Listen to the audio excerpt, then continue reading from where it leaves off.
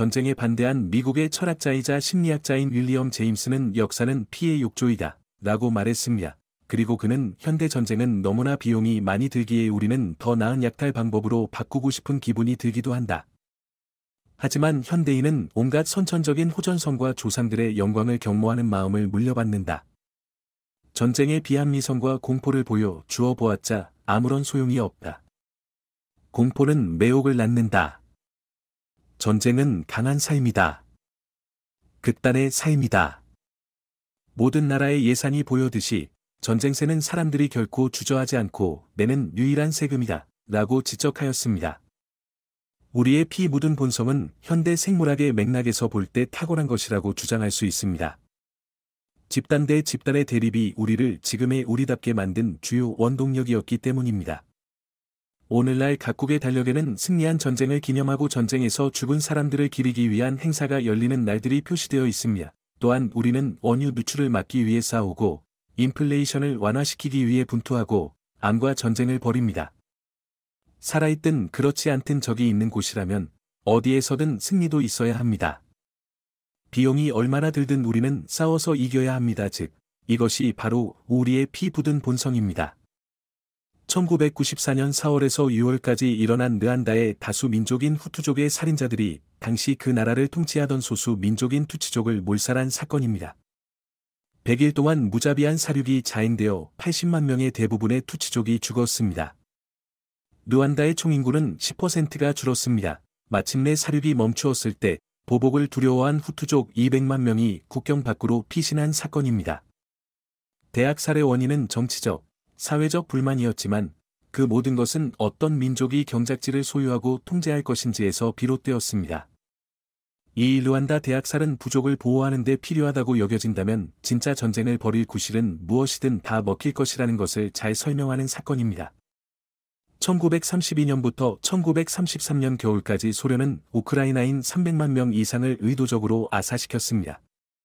1937년과 1938년에는 68만 1692명이 이른바 정치범으로 처형되었는데 그중 90% 이상은 집단 농장화에 반대한다고 간주된 농민들이었습니다.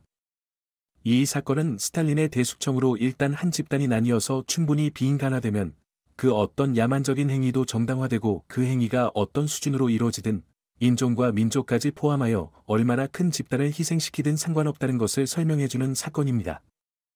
마르틴 루터의 병사도 구원받을 수 있는가의 글만큼 아브라함의 종교들에서 인간과 신성한 폭력 사이의 심오한 관계를 더 생생하게 표현한 글은 없습니다.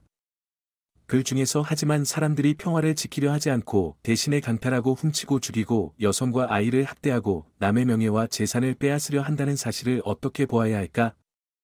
전쟁 또는 권세라는 소규모 평화 부재 상태는 이 모두를 파괴하는 보편적이고 세계적인 평화 부재 상태를 일정 범위 내로 국한시킬 것이 분명하다. 그것이 바로 신이 스스로 권세를 세웠다고 함으로써 그것에 높은 영광을 부여하여 사람들이 그것을 발명했다거나 창설했다는 말이나 생각을 하지 않게끔 하는 이유이다. 이 권세를 휘둘러서 살인을 하는 손은 사람의 손이 아니라 신의 손이며 목 매달고 고문하고 참수하고 죽이고 싸우는 이는 사람이 아니라 신이다. 이 모든 것은 신의 행사요 심판이다. 라는 글은 인류는 정복 전쟁을 벌이는 데 갖다 붙일 만한 다른 이유가 없을 때에는 늘 신을 들먹인다는 것을 잘 설명한 구절입니다.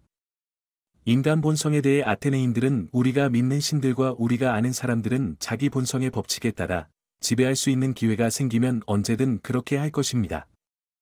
이 법칙은 우리가 만든 것이 아니며 이 법칙에 따라 행동한 사례가 우리가 처음도 아닙니다.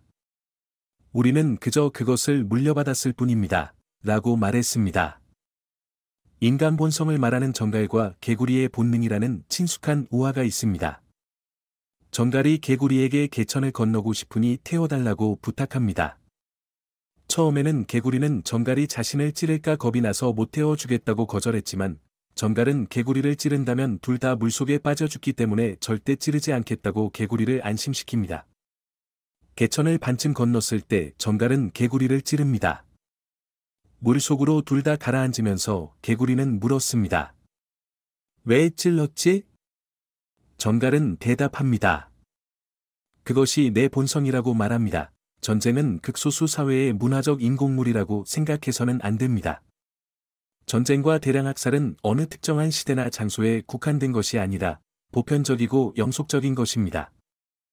부족주의적 공격성은 언제부터 시작되었는지는 알 수 없습니다. 제인 구다를 비롯한 침팬지 연구자들은 침팬지들 사이에서 집단 내 살해와 상대의 목숨을 앗아갈 수 있는 집단 간 습격행위가 벌어진다는 것을 밝혀냈습니다. 침팬지와 수렵채집인 원시 농경인 집단을 살펴보니 집단 내부와 집단 사이의 흉포한 공격에 따른 사망률이 거의 같은 것으로 드러났지만 침팬지는 치명적이지 않은 수준의 폭력 행동을 훨씬 더 많이 합니다.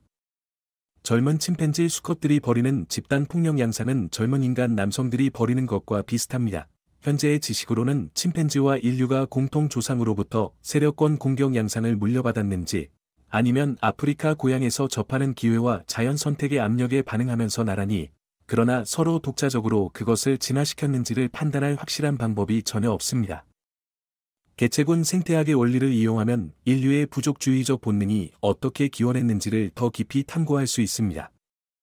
침팬지나 사람의 개체군은 자원이 풍부할 때 늘 기하급수적으로 성장하는 경향이 있지만 서너 세대가 지나면 설령 전성기에 있다고 할지라도 무언가 방해하는 요소 때문에 성장 속도가 느려지게 됩니다. 방해하는 무언가는 무엇일까요? 자연에서 개체군의 크기를 증감시키는 것이라면 다 가능합니다.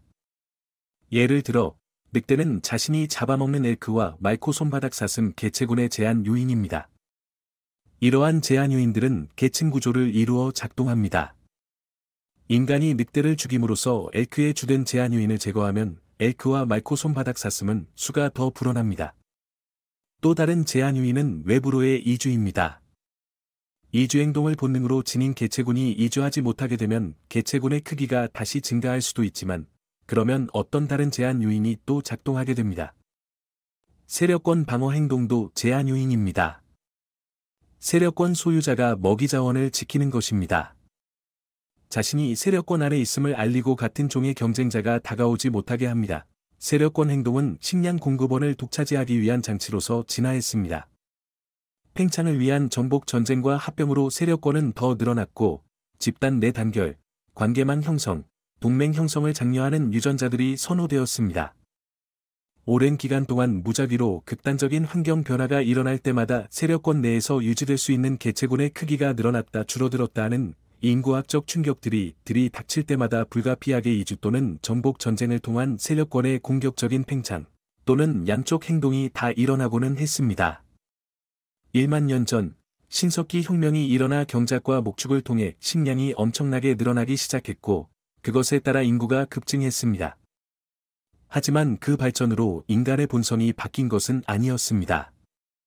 단지 새롭게 확보된 풍부한 자원이 허용하는 것만큼 인구가 빠르게 늘어났을 뿐입니다. 그 결과 불가피하게 식량이 다시 제한 요인이 되었고 인류는 세력권 행동 본능에 복종했습니다. 그들의 후손들도 결코 변하지 않았습니다. 즉 우리는 그저 쭉 해오던 대로 더 초라하고 더 야만적인 환경에 속박된 구석기 시대 조상들에게서 물려받은 본능에 맹목적으로 복종하면서 번식과 소비를 계속하고 있습니다.